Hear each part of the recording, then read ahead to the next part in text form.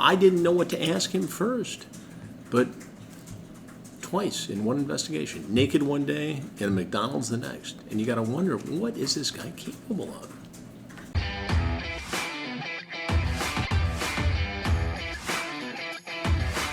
Reddit. Ask me. Hey everyone, Chris Hansen here of Hansen versus Predators. To catch a predator and have a seat with Chris Hansen, now I'm going to need you to have a seat right over there. I'm on Reddit. Ask me anything. Spam Warrior asks, how much was staged or recreated for tape and cohesion, and how much was raw footage? Talking about the Predator investigations, well, nothing ever was staged. It all really happened. And one of the things about the Predator investigations is we've always been amazingly transparent about the methodology of it. So in each case, it was somebody who surfaced in a chat talking to one of our decoys who was unmistakably saying they were underaged. We had the chat logs showing where the solicitation occurred, and then the person shows up and I have the conversation on camera. But none of it was staged. It was all real footage.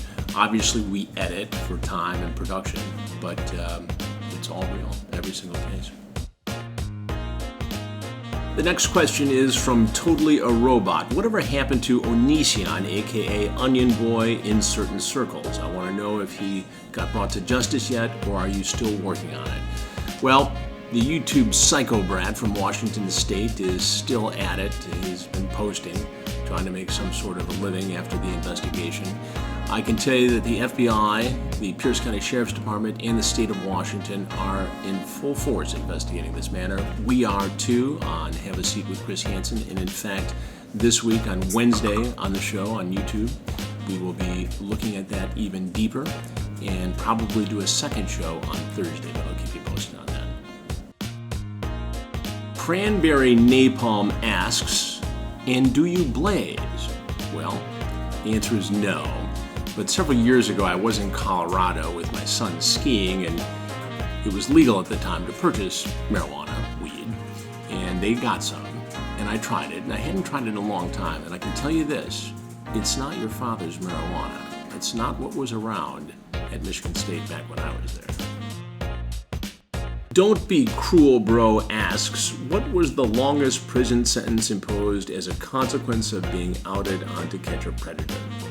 If memory serves me correct, there was a fellow who was busted, an older fellow, in Riverside County, California, who because of being a repeat offender got a 24-year sentence in prison, which I believe is the highest to date.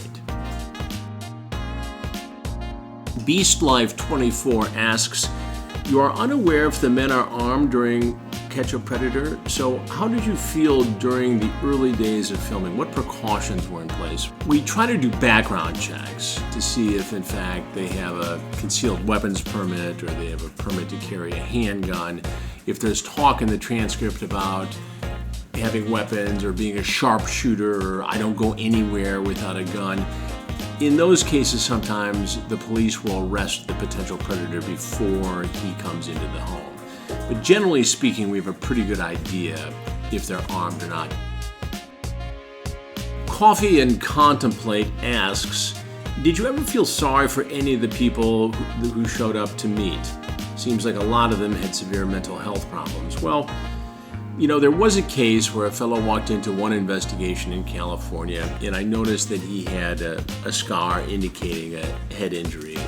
And he wasn't the sharpest fellow who walked in, and yeah, I had sympathy for him, and he did appear in that particular investigation, but not with a big role.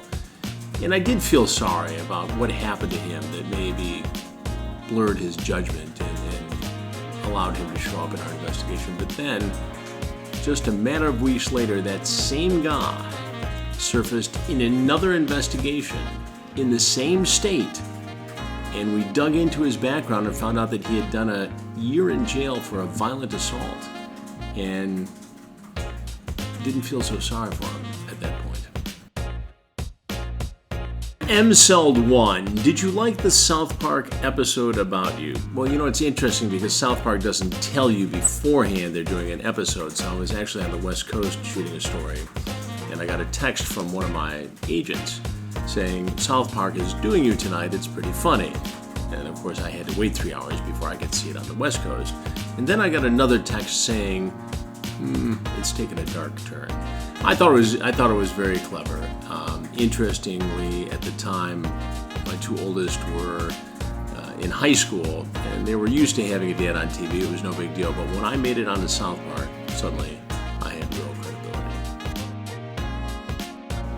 From Sulfur 13, what was the worst answer a predator gave you? Well, that's about 100-way tie for first. Actually, 350-way tie for first.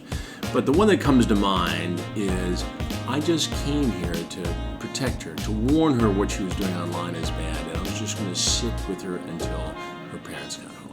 That's right up there. Well, that was your chance to ask me anything on Reddit. I appreciate it. It's always fun. It's about the third or fourth time I've done it. Remember to catch my YouTube channel, my show, Have a Seat with Chris Hansen, a number of other great television projects coming up, including another Predator investigation. In the meantime, you can catch me on Cameo.